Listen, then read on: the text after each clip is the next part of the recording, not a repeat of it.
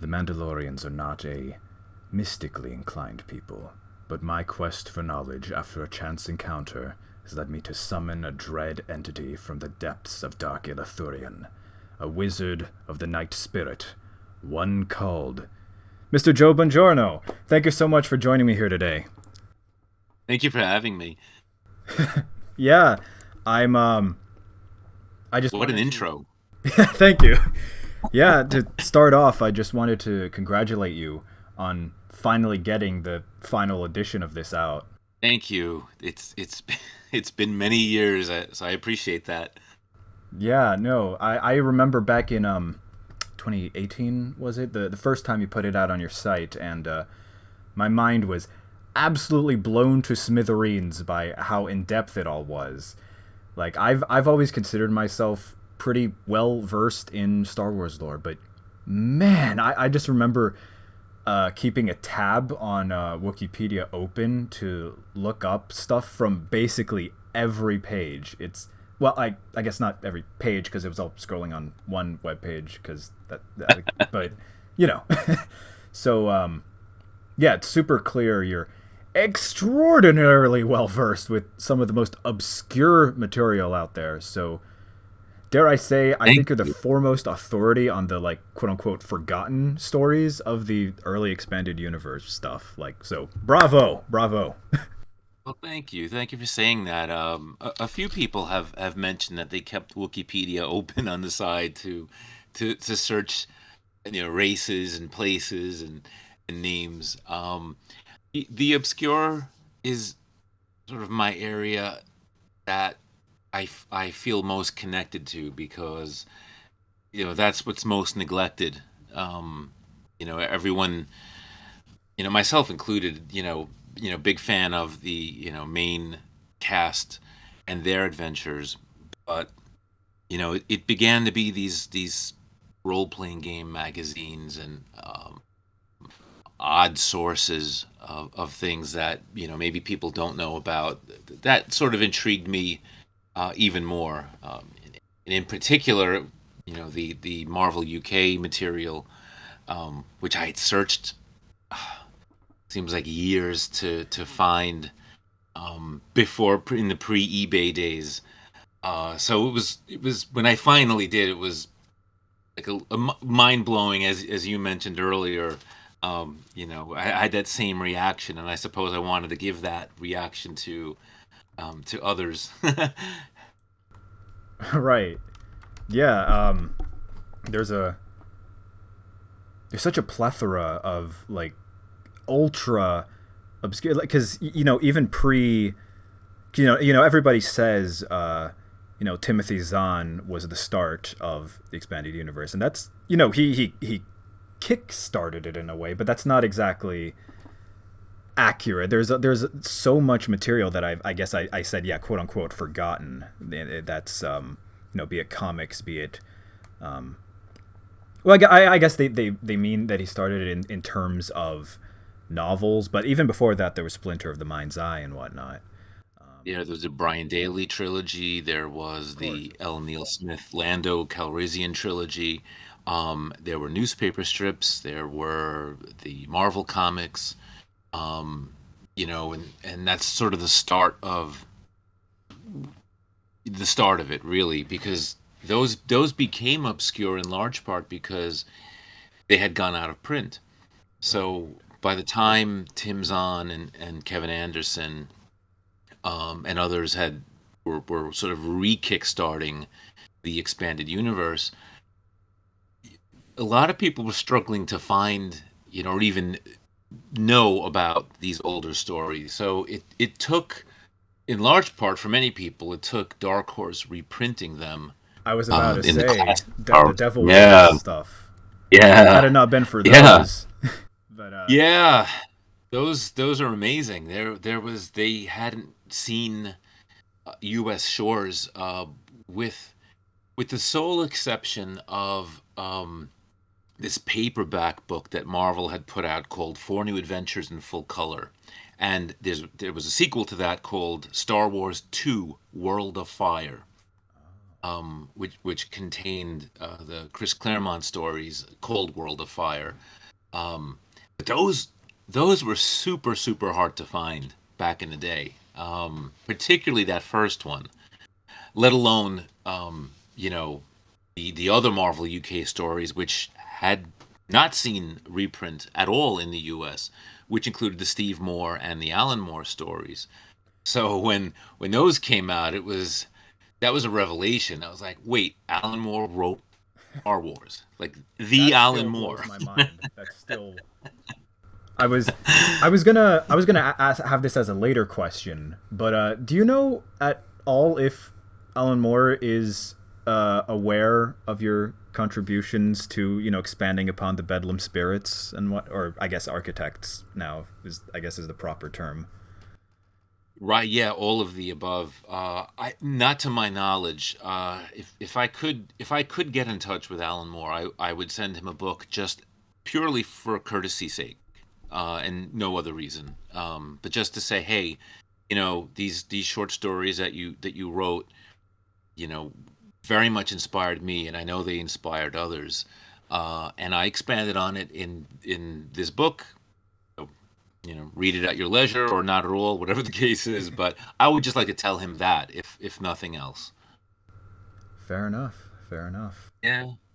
But well, yeah. Getting into the questions, I guess this is my first. What I love asking this question to anyone with this shared interest. When did you get into Star Wars? A long time ago. um, Truly a long time ago. It was with the original trilogy, and um, seeing those.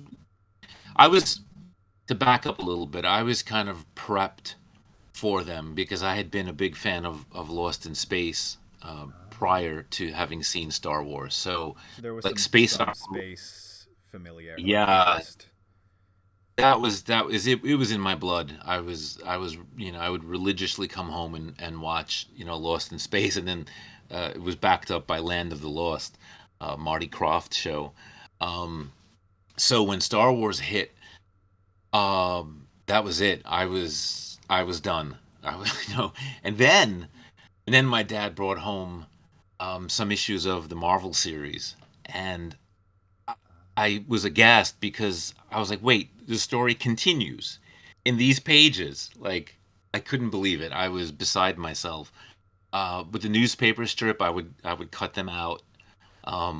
We didn't get every newspaper, so that was frustrating to me. And I wasn't able to get every issue of the Marvel series either, which was frustrating. Like I said, this was a long time ago before I had access to a vehicle and a local comic book shop. Things were a little bit harder to get when you're a kid. Right, of So course.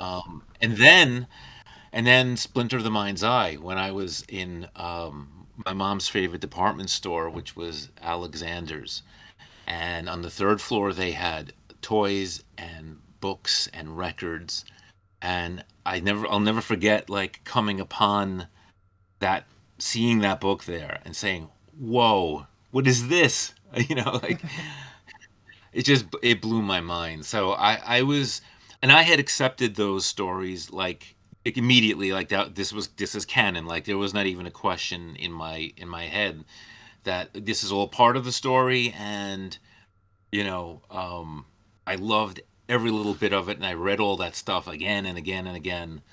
Um, and it didn't drop off until probably until Return of the Jedi. I was a bit older, and at that time, the film felt a bit young for me. You So know, you were born before the Ewok line, is it? The from what is it? How I Met Your yes, Mother. right, right, good reference. I was so I've reconciled my feelings. I love the film now, and obviously I love the Ewoks films and animated series and I was comics. about to But say because like there's clearly some fondness for the and for the Ewoks material, which like I that came later. that came Yeah, later. That that came came later. much later. That came when Dark Empire was released. and I Mm. was looking for work, and I walked in a comic book shop because I'd always had a fondness for literature, and I have a relatively large library here at home, and I wanted to work in a bookstore, a comic book store, and so I walked in, and I saw, I forget if it was issue 3 or issue 4 of Dark Empire, the one where Luke's eyes are rolled back in his head and he's hovering in black before Leia, who's sort of crouching down. I forget what issue number that is, but I saw that and I pointed to it and said to the proprietor, "What's that?" and he and he said, "Oh yeah, Luke went to the dark side." I'm like, "He did what? What do you mean?" Like, I said, give me that issue, and anything else, like." And then he mentioned, "Oh, there are also these books that are out by Tim Zahn, and like the rest, as they say, was history." I was back. I rewatched the films, and I was sort of in love all over again, and that never died. Like to this day, that love and passion remained. That Respect. that's the long version. Fair enough. No.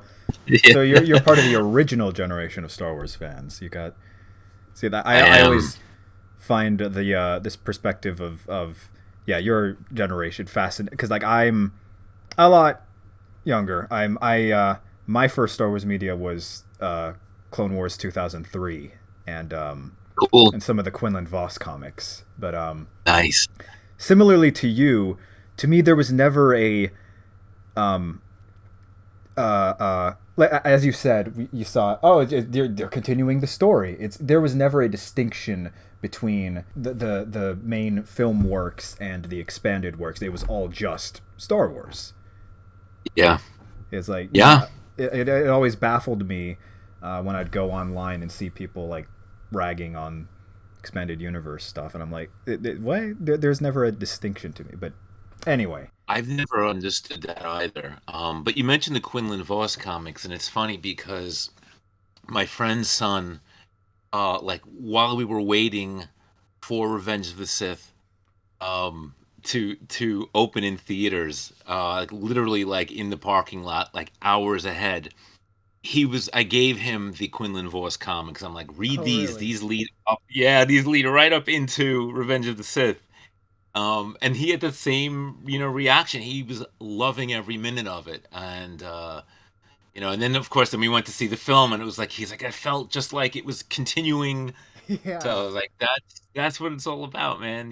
Like people who don't, and that's cool. Like if you don't want to go deep, with Star Wars, if it's just the films or just the animated series or whatever it is that you're into, if that's as far as you want to go, great. That's I fine. just don't understand raining on the parade of others who are enjoying, these deeper materials. I've never understood that, and it just kind of feels like a spoil sport sort of Precisely. I attitude to have. Like, yeah, concur 100%.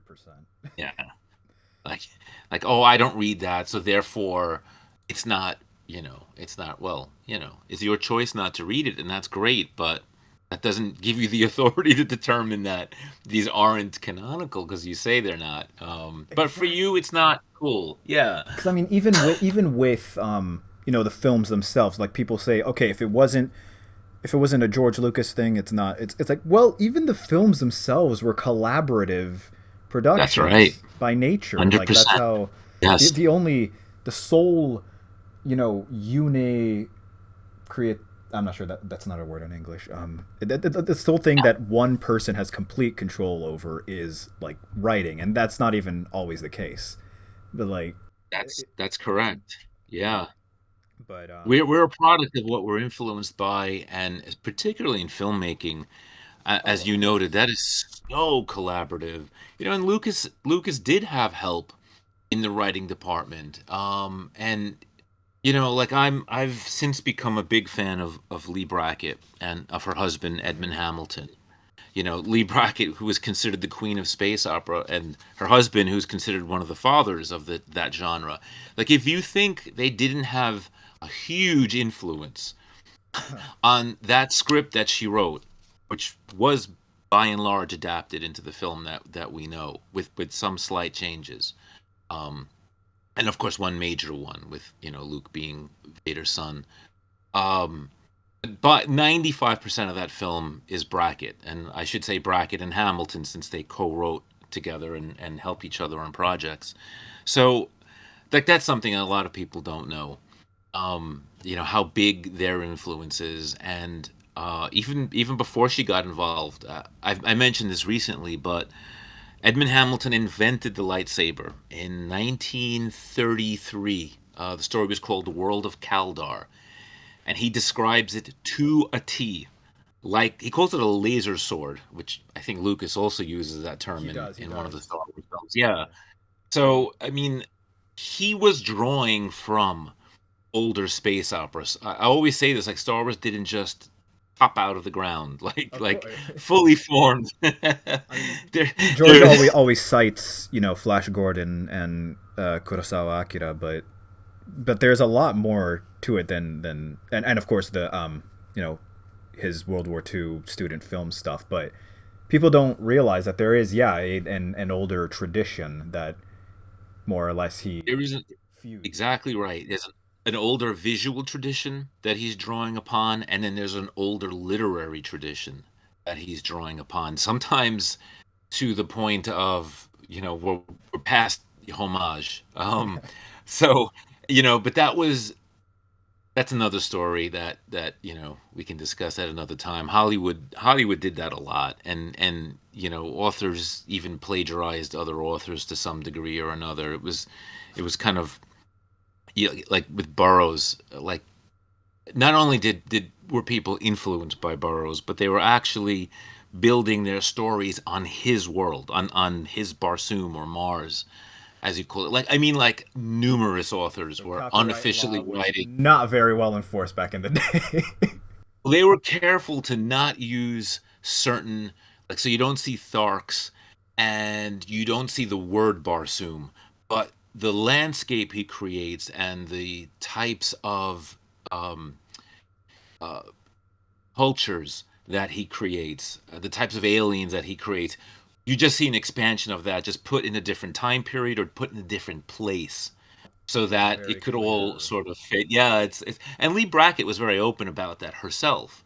Incidentally, Otis Aldebert Klein was very open about that. He even cites John Carter as a character in one of his stories, Huh. which is hilarious. So this idea of a shared universe even goes back, and crossovers goes back to the early 1920s. So it's amusing. So Star Wars belongs to that tradition, and that's why it feels so rich. I believe, like it feels so lived in. Um, like there are just around every corner. There's another story. There's something else to explore. That's what's so brilliant about Star Wars and about this genre. That's what draws It's you it's to got it. room for everything. Everything under the sun, it's got room for. It just, That's what I and love yeah. so much about the films themselves. They're brilliant pieces of filmmaking, but to me, it's the universe. It's the fact that you can have a a horror story. You can have a Death Troopers in the same Yep. setting as a kitty stuff like the Ewok stuff or Yeah. Slate. Yeah. Yeah, there's room for all of it. That's what's so beautiful about it, and every fan can find something to love in it. Um, I think we appreciate that. We as fans appreciate that more now than we did in the 90s. I think in the 90s we were perhaps a bit, um I don't know what the word is, a bit too minimalist for our own good. That's a term Abel Pena uses, this term of being a minimalist versus a maximalist. And a minimalist just says, no, I just like this, and this is all I'm accepting. Whereas a maximalist says, yeah, like, man, bring it all in, like everything, quasi canonical role playing games from France, like Ewoks comics from Germany, whatever the case is, bring it all in. Like I accept, I accept it all. That's to me, like that's a cooler approach than than just being very exclusionary towards certain things and saying, "Oh no, I'm too cool for this." Or, and again, like, Yeah. look, if that's your bag, great. No one's telling you you can't do that. It's just for those of us who, like the sprawling universe with all its, warts and all, and its bizarrities. Like, that's not a word either. I just made that up. But you know, like, let us have our fun too. That's sort of the difference. Like, we can all exist under this tent, I of Star Wars fandom. Yeah. Yeah, I totally agree. It's I guess the thing a lot of people take issue with is that it's all like, as opposed to um like I think there's two very unique characters in terms of and their associated settings in terms of level of campy and kid friendly to very dark, very thought provoking. I think of Batman and I think of Godzilla. Mm. But each of those are on a spectrum of different versions of the same character, as opposed to all under one, as it is with. And you know what? I think it makes Star Wars all the richer for it. It's just like real life in that there are heartwarming stories, there are horrifying stories, but it's like Right. there's the people might, disparagingly say it's inconsistent, but I don't know. I think it just adds more of a level of, I guess, ironically enough, realism. 100%. Yeah, it adds more richness, it adds more depth. There is more verisimilitude in that approach than there is in trying to keep everything tonally the same. And I get, look, don't get me wrong, when I was, in my early 20s, yeah, I wanted everything, like dark and uber serious. But as I got older, I grew to appreciate, the light and the shade, the what they call the chiaroscuro effect of, you know, the dark is darker when there is light, and the light is brighter when there is dark. And I'm just speaking, in terms of like a visual palette, um, and a literary palette. And I think that's, again, this is how space opera always was. And it's one of the reasons it's always been disparaged is because it does blend sort of what they would call like high art and low art. Mhm. Like it has always had that, I guess some would say an uncomfortable mixture of the two. Right, Um, right. but regardless of how one feels about it, clearly it's proven to be a popular genre. People do Clearly. continue to gravitate to it, as opposed to certain things that are, that have intentions that are perhaps more didactic, um, Mm. or very somber. Um, whatever the case is. And again, that exists in space opera too, and that exists in Star Wars. Like, there's plenty of that, but there's also the fun, lighthearted things too, and that makes for a really diverse, diverse range of stories that you can enjoy if you plunge into it and if you open yourself, to sort of having fun with this thing. Very, very well put. I Thank you. Yeah. um, I'd love to stay on this topic, but moving on, there's something else I'd like to know. This question actually comes from my friend Nitrogue. How did you get involved in Star Wars on a professional level? um, So I remember we discussed earlier how I had always wanted to work in a bookstore or a comic book shop. And I did. I did manage to do both. But I was working at Walden Books, I believe, at the time when I think this was when right before Truce at Bakura came out. And I remember that because I remember fielding questions from people saying, wait, this isn't the next Zahn book. Like, I'm like, yeah, that's coming. This is this There's takes another thing. place right before Return of the Jedi. Um, and also with people this is later on. The next big question I would get was from people who read Kevin J. Anderson's first Jedi Academy book and coming up to me and saying, "When did Luke turn to the dark side?" Really? So I'd say, "Oh, that's in the pages of Dark Empire." "What's Dark Empire? Is it here?" "Well, that's a comic book series." "Oh, I don't read comics." Hmm. Like, okay, well, these aren't like these aren't like the comics you might be thinking of from like childhood. Like these are, these are more serious comics. They fit into the story canonically. Um, that was a hard sell for a little bit. But in any case, I'm getting off topic there. But I used to be in charge of ordering these items, so I would bring in, when they finally got the trade paperback edition of Dark Empire, I would bring that in and say, look here, you don't have to necessarily go to a comic book store. Here they are. Um, and so I would repeatedly call Dark Horse Comics and West End Games to have their, to materials brought into the store, make sure we had enough supply of them. Because I was kind of like the big Star Wars guy there, so anything to do with that, I was called upon. And it was at that time that Bill Smith and I, developed. Bill Smith, who worked for West End Games, developed a bit of a rapport, and I did as well with Bob Cooper from Dark Horse. And I would send them my very early fledgling timelines. This was long before I put them online. But I was kind of keeping track of where everything fit, and wanting to make sure that nothing was forgotten, that everything was represented that I was aware of. And Bill Smith invited me to write a role playing game adventure, which I did, and it was going to go on the Game Master's screen. And he had so many submissions that I got credit for it and I got paid for it, but the story didn't get published. So I Hmm. was like, oh shoot. And then this you're going to see that this is like a trajectory for me.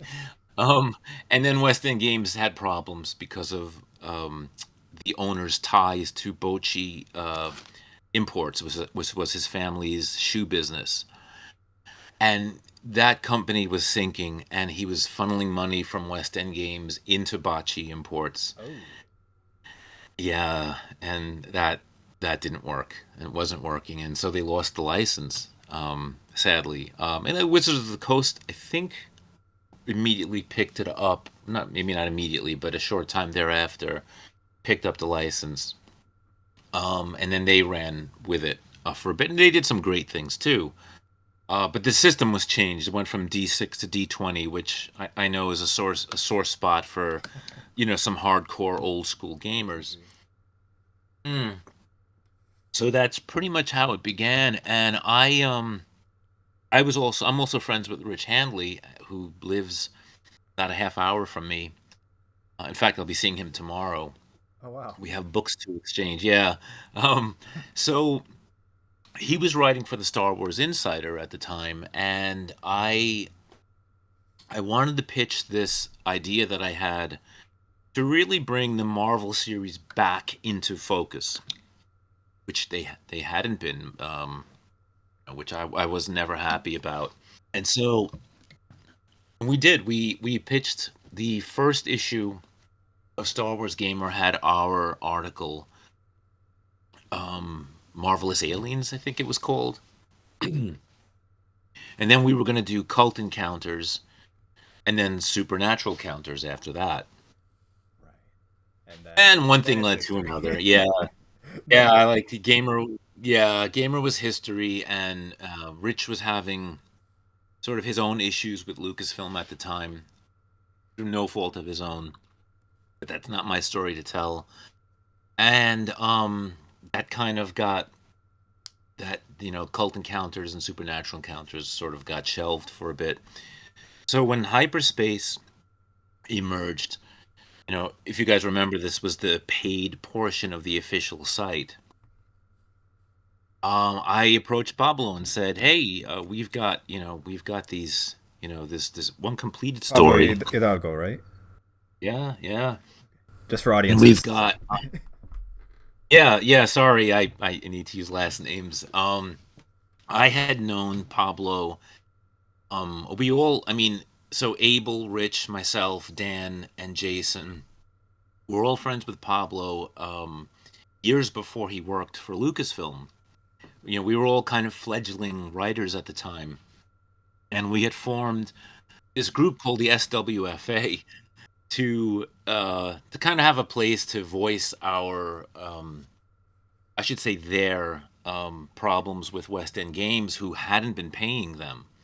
Like for me, I Ah, I got paid. I just didn't get published. okay. So so that was like a little bit of a role reversal there. But so we had this, we and then a lot of us went on to sort of emerge in different areas. You know, of writing within Lucasfilm properties, and of course Pablo went on to work directly for Lucasfilm, which was great. So yeah, so he loved the idea. He had wanted to begin featuring exclusive hyperspace fiction, and I was like, fantastic. So we dusted off Occult Encounters, and I began writing Supernatural Encounters and submitting different drafts to Pablo from about 2008 to 2009 or so, a little bit beyond actually, because there was a position open at Lucasfilm in 2011. And Pablo encouraged me to sort of apply for it, which I did, but it didn't go anywhere, which is fine. But and then hyperspace shut down, and Abel's Skywalkers was put on the bench, and my Cult Encounters and Supernatural Encounters were put on the bench. Never canceled, just kind of like left in limbo. Right. So, yeah. So I already had StarWarsTimeline.net up at that point, and I was already kind of obsessed with ensuring that lost stories weren't lost, because it's too easy. It's Oh all it yeah. takes is, yeah, yeah, Definitely. I mean, I long before any you were just talking about hyperspace. I actually have a collection of .txt files of all the hyperspace stories, like what is it, the Pengalon trade off or what? Like that was the first I saw because I've always been obsessed with ARC troopers. I was like, oh, there's a random story. All right, let me find these. I have a little nice, cool. little Yeah, sorry, I interrupted. no, not at all. I was thinking like, Eddie did a similar thing, and Eddie Vanderheijen, who also began, who had the foresight to copy and paste and sort of save those stories on hyperspace because he had a feeling they wouldn't always be there, and he was right. They were They very will. unceremoniously, yeah, taken away. I had assumed because fans were paying into this, myself included. We were paying into this, and so therefore they couldn't just take it away from us. Well, Naive, admittedly. So yeah, so Eddie and a few others saved material from there, which was great, and it's all up on my site now if anybody's missing anything. maybe I may have got it from what he saved. I don't know. Maybe that. Yeah, yeah, because he had it on his Facebook page, and I think he still does. So this is this is something I talk a lot about, and I want to talk about more with fans and Preserving others, which media. is preserving media, preserving stories that are otherwise going to get lost. I know that there's a group, I need to find them again, who are working on the Flash games, specifically the Star Wars Flash games. Oh, Because again, that tech does not exist anymore. Like, correct. um, and so in that case, like that kind of media can very easily become obsolete and impossible to access. That's a very yeah. Sorry, I'm just now flashing back to I must have been 11. There was a tie-in Flash game to the Clone Wars movie with I think it was think it was kind of similar to Frogger. I want to say. I don't know. Sorry, the tangent. If you haven't figured it out yet, I go on tangents. I love tangents. Let's go on them. Yeah. No, there's no you that it no. It's I think it's yeah very noble effort preserving all this stuff that would otherwise yeah because I mean we have examples right there of how easy it is for things to just go poof when when hyperspace went out or and I was discussing this with an Italian EU fan just yesterday. He's in town from Italy. We met up at a dive bar in Brooklyn, and his name is Jacopo. Fantastic guy. And we were discussing, how to, as a community, how to move forward and ensure that these things are preserved.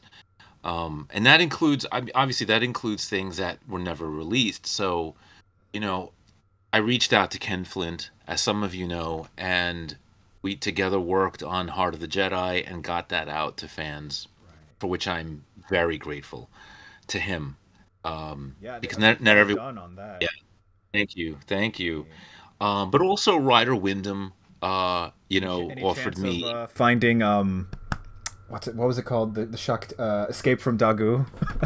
That's the big question. Everybody asks me all the time. Oh And really? it's the one thing besides Sword of the Jedi that I think most fans are interested in.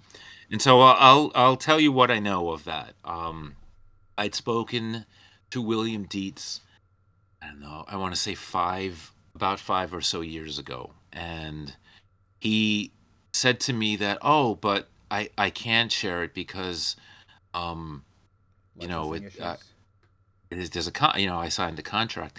I said, yeah, but I said you're not perpetually bound to something that they have canceled and not released. Mm, Like you can't profit from it.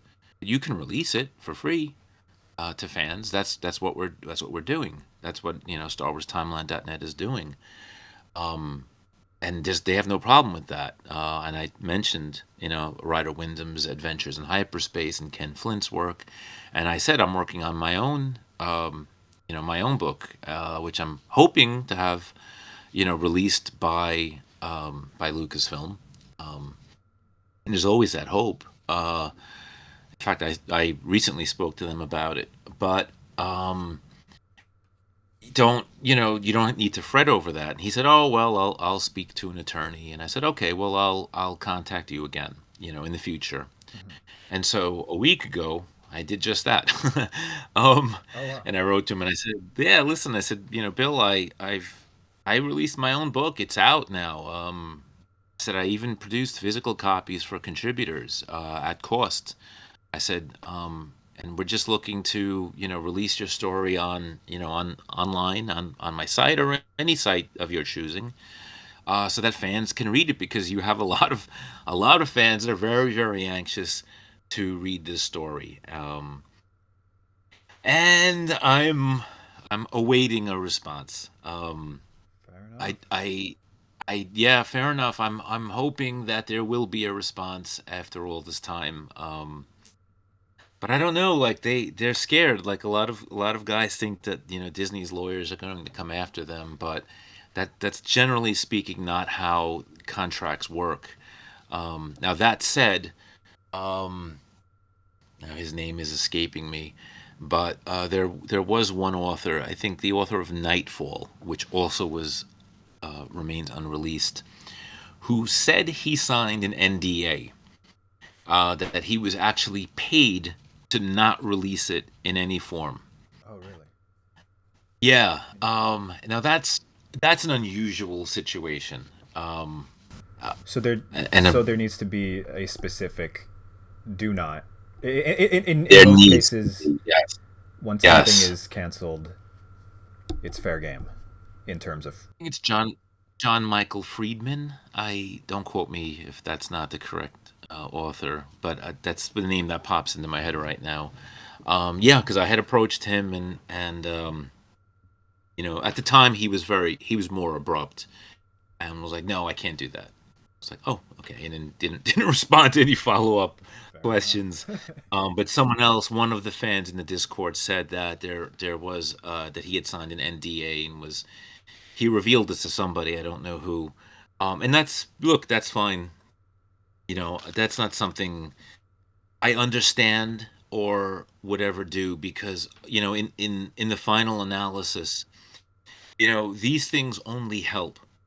These things only help a company. They help a franchise. They help to sell more books. You give a fan and a free story, and it's usually people that are already buying these things or maybe are curious about it. Oh, here's a free story, that I can read. Of It course, it it's not just going to lose draws any more profit. people. Yeah.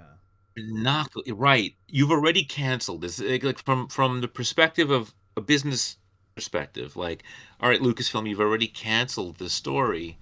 Uh, in the case of say Escape from Dagu or Nightfall, what's the harm now? It's years later.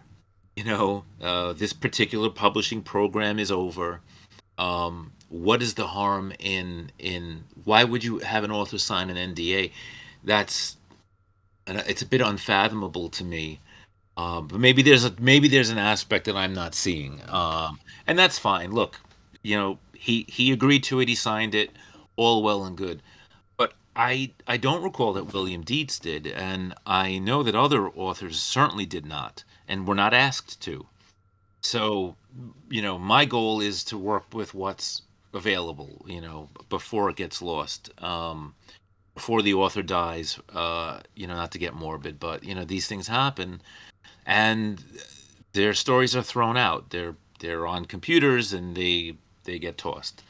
And to me, stories are valuable. These things are valuable. We want to preserve them. Um, I'm just reminded of a George Lucas quote. It was something along the lines of, uh, "Those who destroy cultural works of art and cultural heritage or whatever for profit or whatever are barbarian." It's something along those lines, but it's basically about the preservation of media. I remember that. And that was it was a beautiful quote, and he was 100% right. And I know a lot of people threw that in his face later on when he Yeah, wouldn't like release the original versions. But that aside, yeah, that um, aside. yeah, that aside, he's 100% right.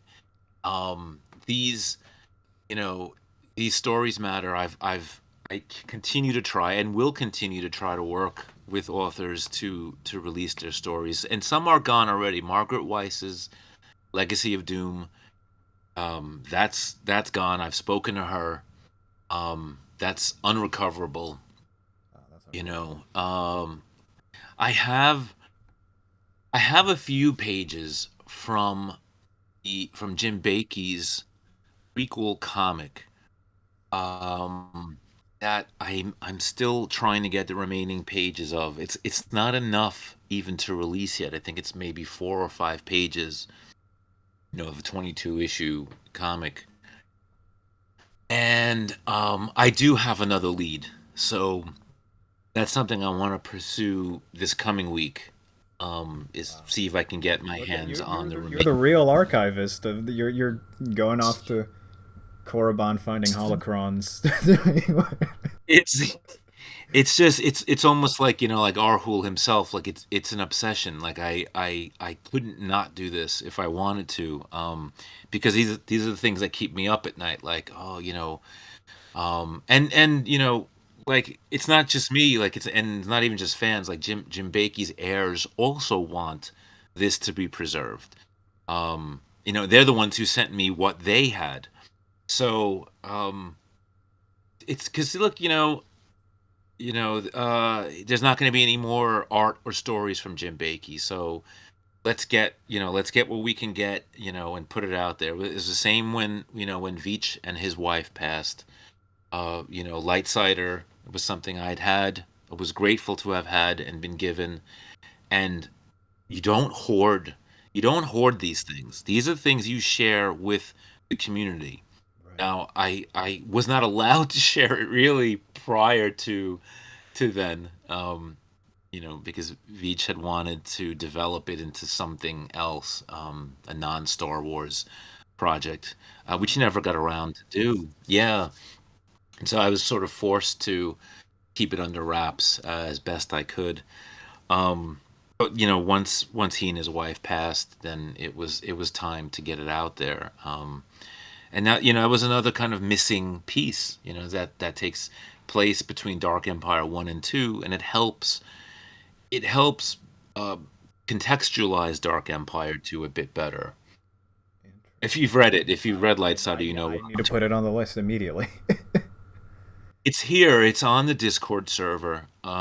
You'll find it pinned in the Oh, okay. Well, supernatural encounters section. Yeah, good to there's a know. there's a To bunch of my things. audience, to all those watching, I will put a link in the description.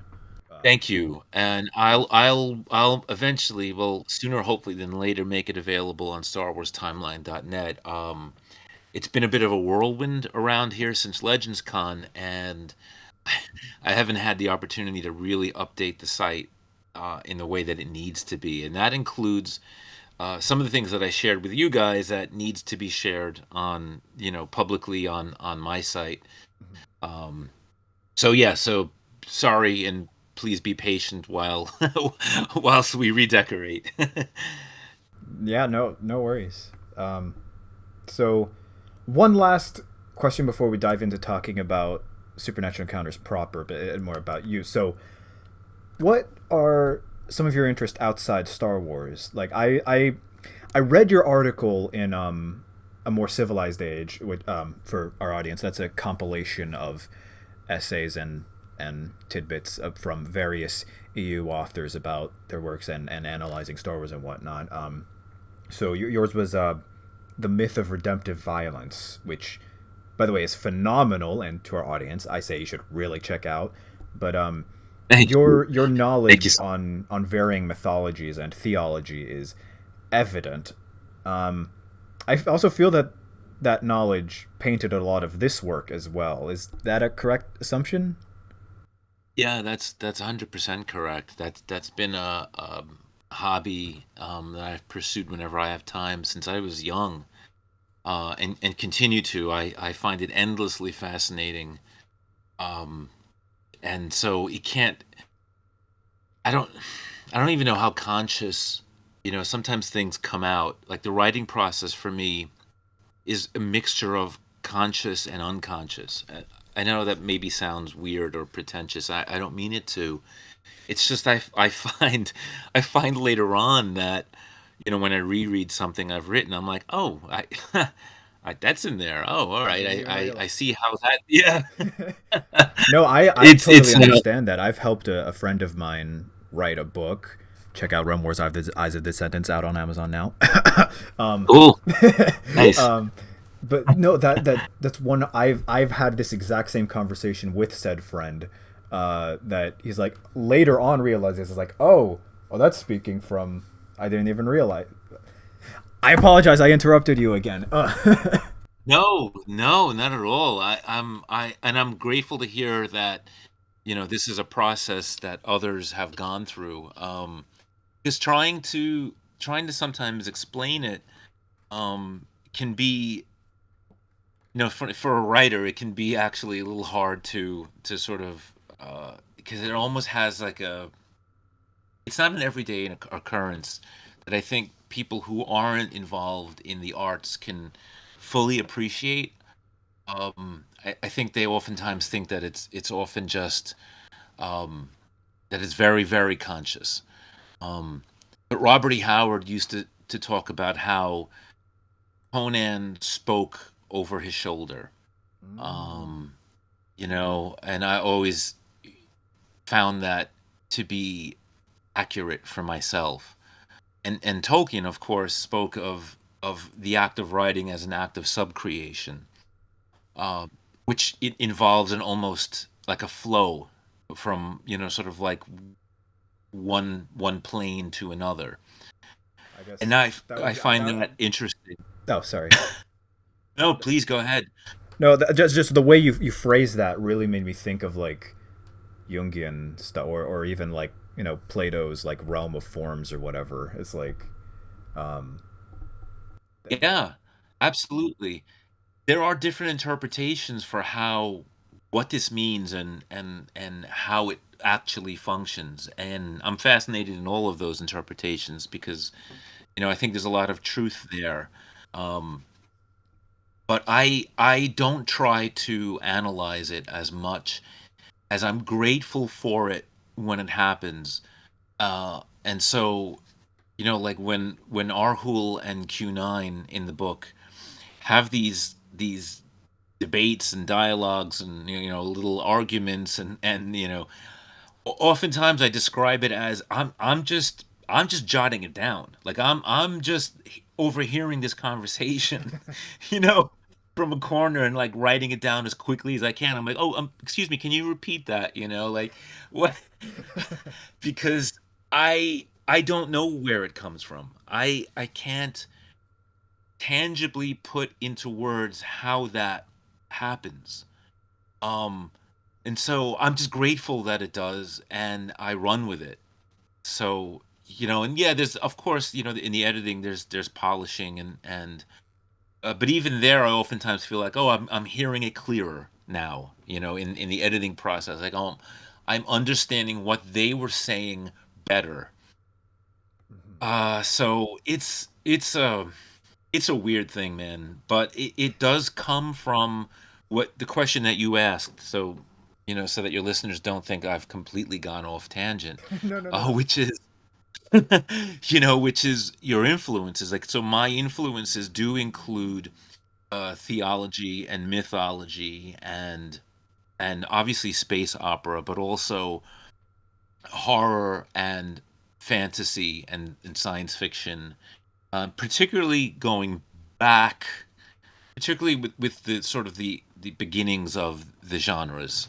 I just before before they became as commodified as they are now. And please don't misunderstand that to mean that I look down on modern genre fiction. I absolutely do not. And I want to get more into it when the time permits.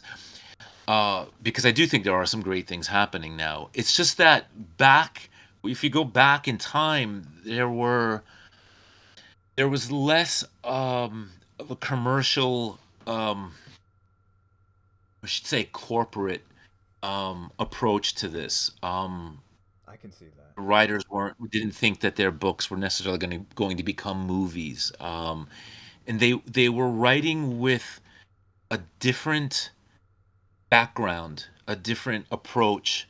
So, Edgar Allan Poe and Clark Ashton Smith and Lord Dunsany and some of the forefathers of the genre, C.S. Lewis and George MacDonald and um, so geez, like there are so many. L. Frank Baum, like their stuff was very wild in terms of like being able to tell stories. There were no real restrictions.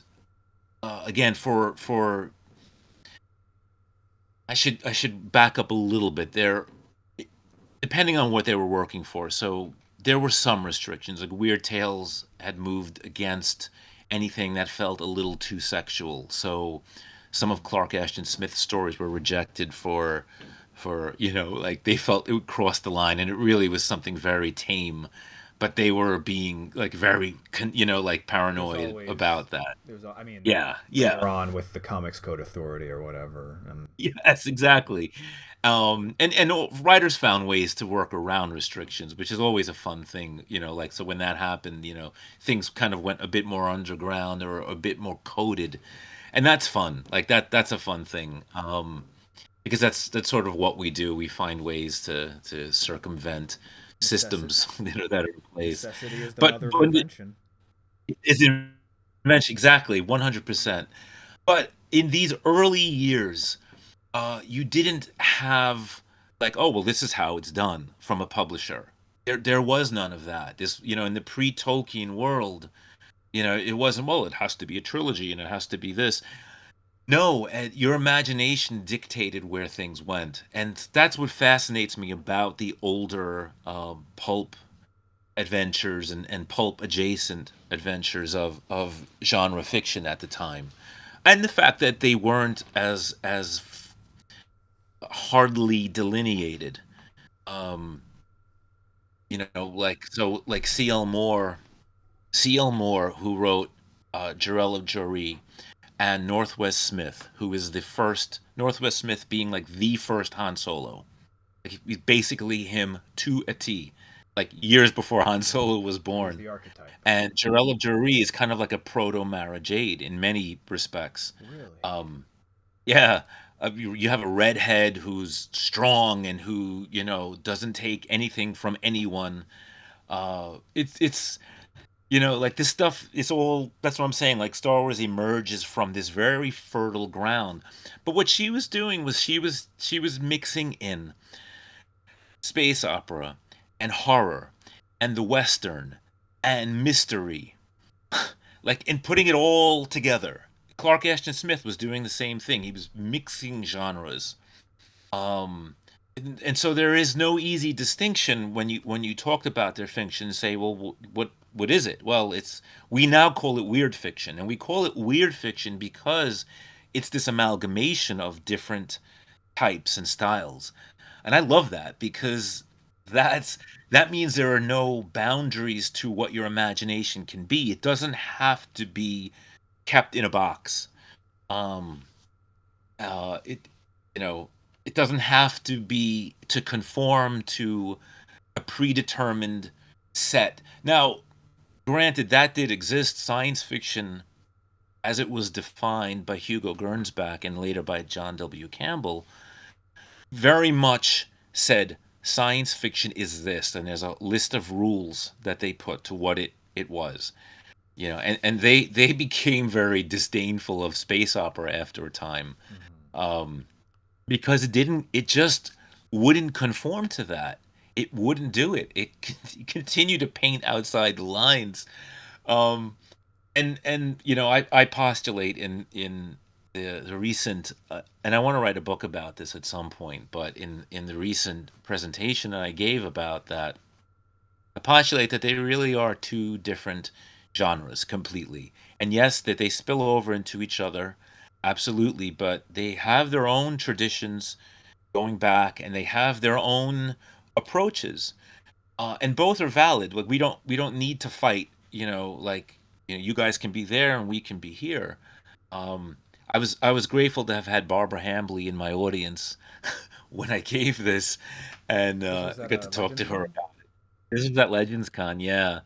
And I said, so what did you? She gave me a lot of tips as to how to do a PowerPoint presentation and more effectively than I did it. So I was grateful for that. But I was also I felt validated in that she said 100% about space opera and science fiction really being distinct genres, which I'd never really heard before from anyone else. I had kind of come to this conclusion on my own after studying it and researching it and saying, well, there's no need for all this fighting. Like you know, we really are separate things. We are separate beasts, and we can come together and we can separate afterwards. But there's no need for hard science fiction fans to feel disdainful towards space opera and vice versa. We just need to acknowledge that we are who we are, and both are legitimate.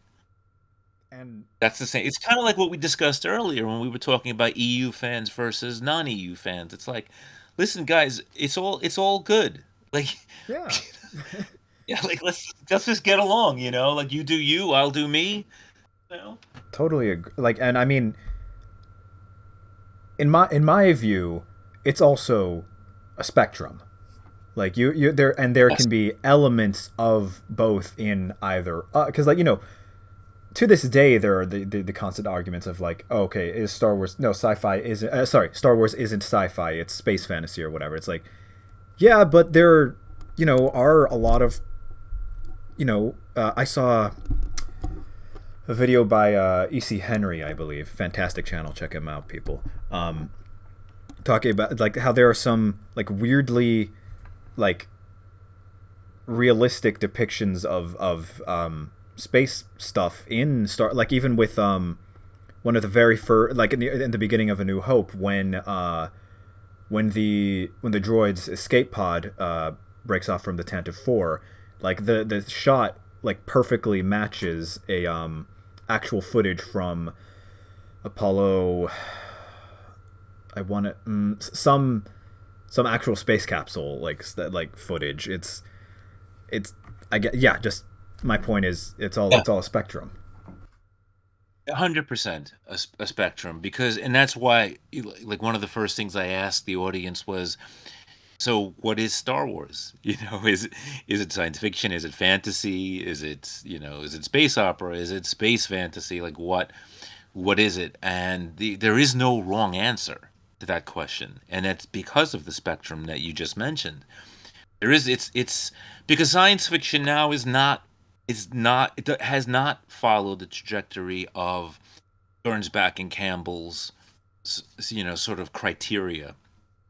And that's basically because of television and Hollywood, who have more followed the space opera model but called it science fiction. But I remember, I haven't forgotten that, when Star Wars first came out and there were complaints that, like these ships are roaring through space There's no sound in and space. there's no sound in space. Like, There's always explanations for that stuff, people. It could be, projections inside the cockpits making. Anyway. Sorry, sorry, I keep. You're blocking your points. Please continue.